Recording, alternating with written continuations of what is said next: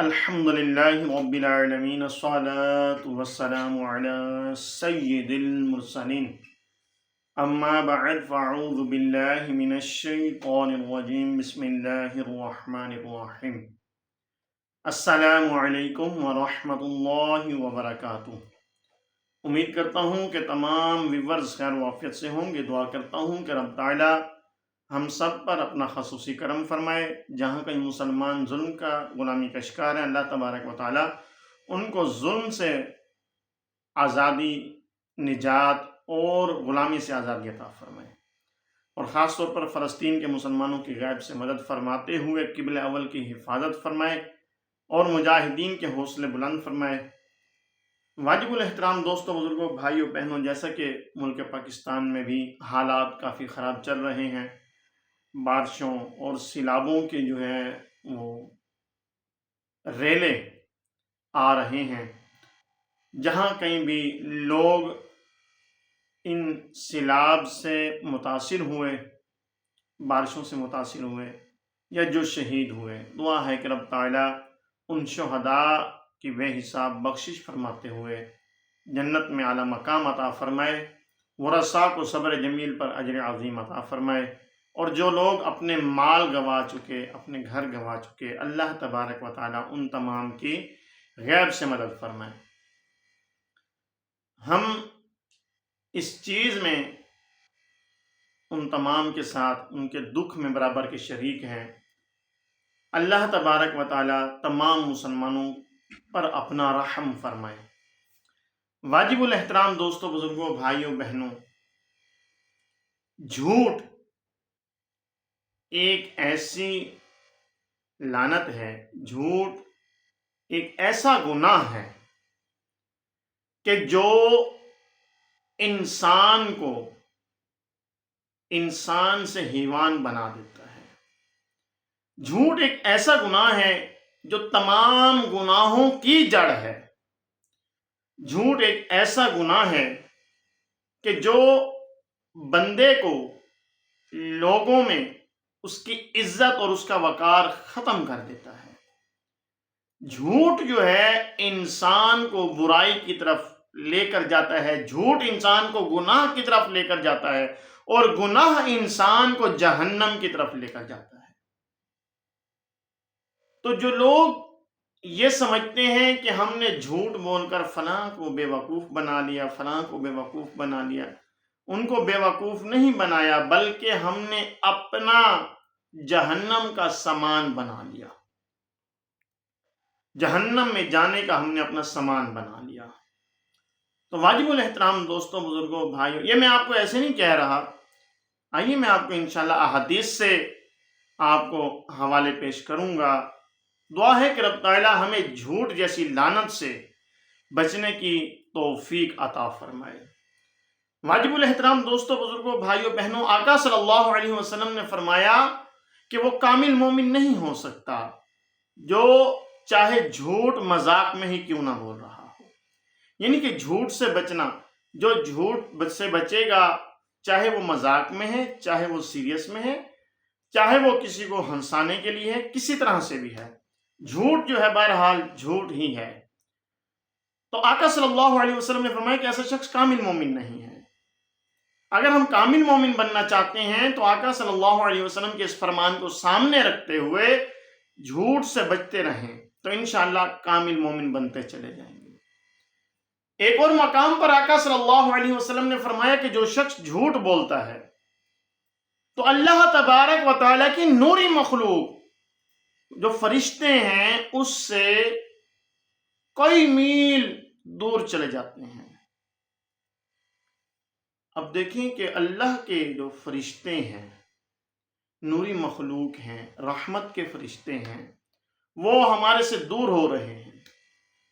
اب ایک بار جھوٹ بولا تو وہ کئی میل دور ہو گئے، پھر ہم دوسرا جھوٹ بولیں گے تو وہ کئی اور میل دور ہو جائیں گے، 70 میل دور، یا 70 کا ڈبل کر لیں، 140 میل دور۔ اسی طرح سے وہ پیچھے ہوتے چلے جائیں گے، پیچھے ہوتے چلے جائیں گے، اور ہمارے گھروں سے، ہمارے کاروبار سے برکتیں اٹھتی چلی جائیں گی، اللہ کی رحمت شامل حال نہیں ہوگی۔ تو ہمیں چاہیے کہ اگر ہم اپنے گھر میں رحمت، اپنے کاروبار میں برکت، رزق میں برکت، گھر میں برکت چاہتے ہیں تو جھوٹ سے بچیں. جھوٹ جو ہے نہ خود بولیں نہ بچوں کو اس کی طرف راغب کریں. اب والدین کہتے ہیں کہ ہم نے بچوں کو جھوٹ نہیں سکھایا. کیوں نہیں سکھایا؟ میں بتاتا ہوں کیسے سکھاتے ہیں جھوٹ. گھر میں بچوں کو جھوٹ سکھایا جاتا ہے، باقاعدہ اس کی ٹریننگ دی جاتی ہے. کیسے سکھایا جاتا ہے؟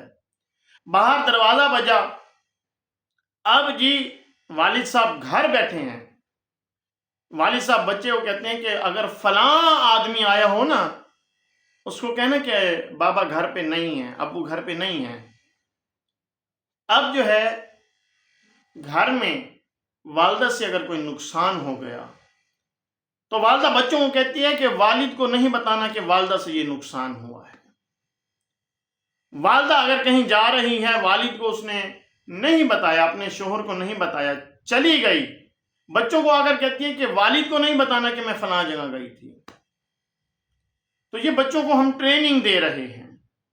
ہاتھ میں کچھ نہیں ہے، چھوٹا سا بچہ ہے، اب ہاتھ ایسے کر کے اس کو بلا رہے ہیں کہ آ جاؤ بیٹا آ جاؤ، یہ لے لو. ہے تو ہاتھ میں کچھ نہیں، لیکن اس کو بلا رہے ہیں. چاہے راضی کرنے کے لیے کیوں نہیں، راضی بھی کرنا ہے تو سچ بول کے کرنا ہے، جھوٹ نہیں بولنا. اب یہ بچوں کو ٹریننگ دی جا رہی ہے.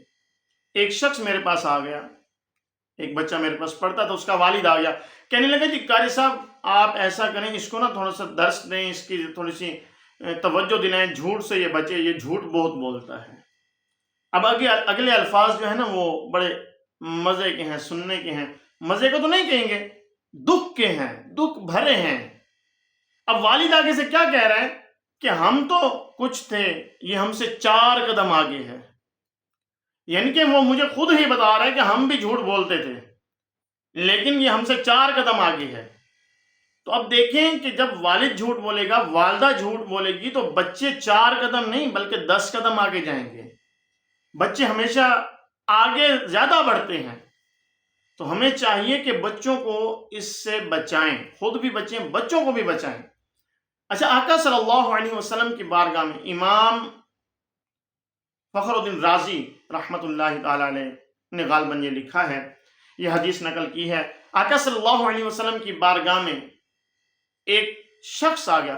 بہت ہی پیاری حدیث ہے، غور سے سنیے گا اور اس کو اپنے ذہن میں رکھیے گا اور پھر دیکھیے گا زندگی میں کیسے تبدیلی آتی ہے.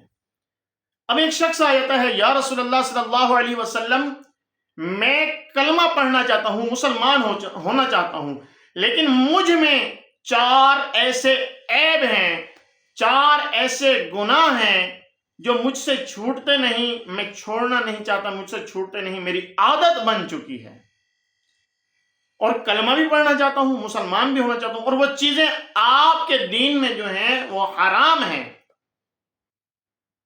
تو اس کا کوئی حل بتائیں. تو آقا صلی اللہ علیہ وسلم نے فرمایا کہ تو مجھ سے سودا کر لے. اب صحابہ بڑے پریشان دیکھ رہے ہیں. اب پوچھا کہ پہلے یہ بتاؤ کہ عیب کیا ہیں تمہارے اندر 4. اس نے کہا کہ میں شراب کا عادی ہوں، شراب مجھ سے نہیں چھوٹتی. پھر کہا کہ میں زنا کا عادی ہوں، زنا مجھ سے نہیں چھوٹتا. پھر اس نے کہا کہ میں چوری کا بھی عادی ہوں، چوری کرنے سے بھی باز نہیں آ سکتا. پھر کہا کہ چوتھے نمبر پر میں جھوٹ کا عادی ہوں، جھوٹ بولے بغیر میں نہیں رہ سکتا. تو آقا صلی اللہ علیہ وسلم نے فرمایا ایک چیز تم چھوڑ دو اور کلمہ پڑھ لو. صحابہ پریشان کہ 4 جو ہیں گناہ وہ حرام ہیں قطعی طور پہ. اب جو ہے یہ آقا صلی اللہ علیہ وسلم نے کیا فرما دیا. بہرحال صحابہ توجہ دے رہے تھے، اب آپس میں تجزیہ کر رہے ہیں کہ ہو سکتا ہے آقا صلی اللہ علیہ وسلم زنا چھوڑنے کا بول دیں کیونکہ یہ بہت بڑا گناہ ہے. کیا پتا، اب کچھ کہہ رہے ہیں کہ کیا پتا آقا صلی اللہ علیہ وسلم شراب چھوڑنے کا بول دیں کیونکہ یہ بہت بڑا گناہ ہے، پھر یہ حرام ہے. اور پھر جو ہے کوئی کہنے لگے کہ چوری کرنے کا کہہ دیں کہ چھوڑ دے کہ کیونکہ یہ دوسروں کے حق پر ڈاکہ ہے. تو یہ بھی بہت بڑا گناہ ہے، لیکن آقا صلی اللہ علیہ وسلم نے اس شخص سے کہا کہ تم جھوٹ چھوڑ دو، مجھ سے وعدہ کر لو کہ جھوٹ نہیں بولو گے زندگی میں اور کلمہ پڑھ لو۔ اب اس شخص نے کہا کہ باقی 3، تو آقا صلی اللہ علیہ وسلم نے فرمایا کہ اللہ تبارک و تعالیٰ فضل کرے گا۔ تو آقا صلی اللہ علیہ وسلم کو اللہ تبارک و تعالیٰ نے بڑی حکمت سے نوازا، تو اس شخص نے کلمہ پڑھ لیا، مسلمان ہو گیا اور جھوٹ کے لیے وعدہ کر لیا کہ میں جھوٹ نہیں بولوں گا۔ گھر جاتا ہے، شام ہوتی ہے، اب وہ شراب کے لیے بوتل کی طرف ہاتھ بڑھاتا ہے، ذہن میں آتا ہے کہ صحابہ کی محفل میں جانا ہے، وہاں پر جا کر بیٹھنا ہے، تو شراب کی بو آئے گی، صحابہ پوچھیں گے کہ کیا تم نے شراب پی ہے؟ تو جھوٹ تو میں نے بولنا نہیں ہے، جب جھوٹ نہیں بولوں گا تو چھپاؤں گا کیسے، تو ان کا سامنا کیسے کروں گا؟ سوچتا رہا، 2-3 بار ہاتھ بڑھایا، پیچھے ہٹایا، آخرکار بوتل کو اٹھا کے دیوار میں مارا اور کہا کہ زندگی میں کبھی شراب نہیں پیوں گا۔ اب جو ہے زنا کے لیے جاتا ہے، جہاں پر اس کا ٹائم طے تھا، جس گھر میں اس نے جانا تھا وہاں پر جاتا ہے۔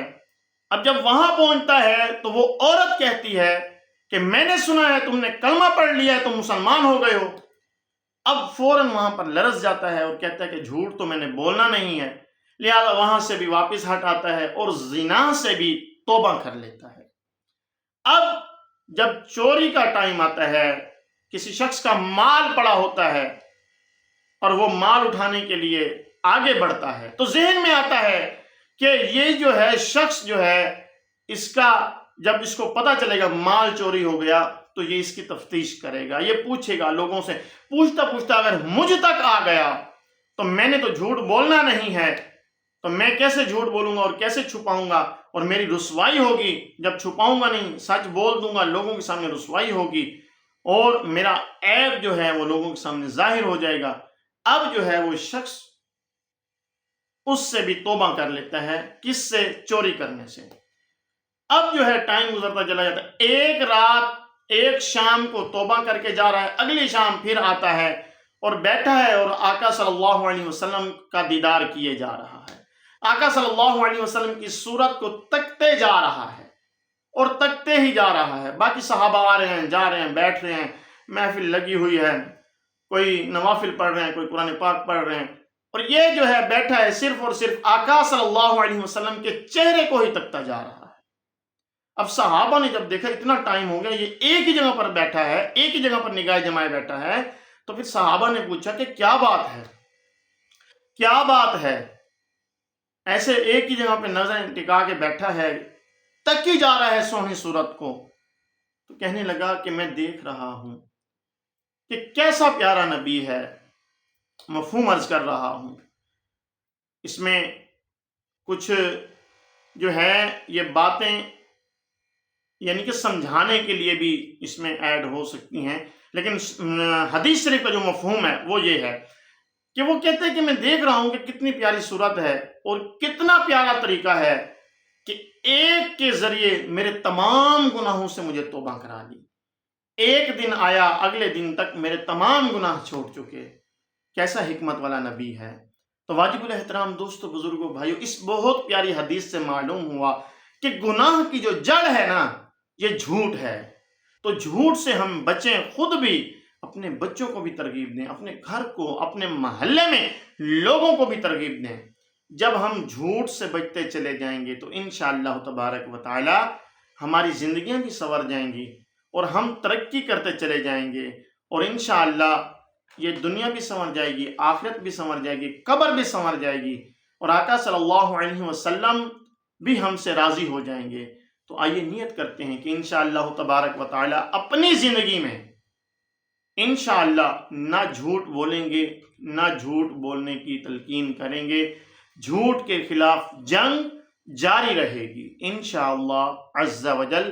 آپ سے گزارش ہے ہمارے چینل کو سبسکرائب کریں، بیل آئیکن کو پریس کریں تاکہ نیو آنے والی ویڈیوز آپ تک پہنچتی رہیں۔ السلام علیکم ورحمۃ اللہ وبرکاتہ۔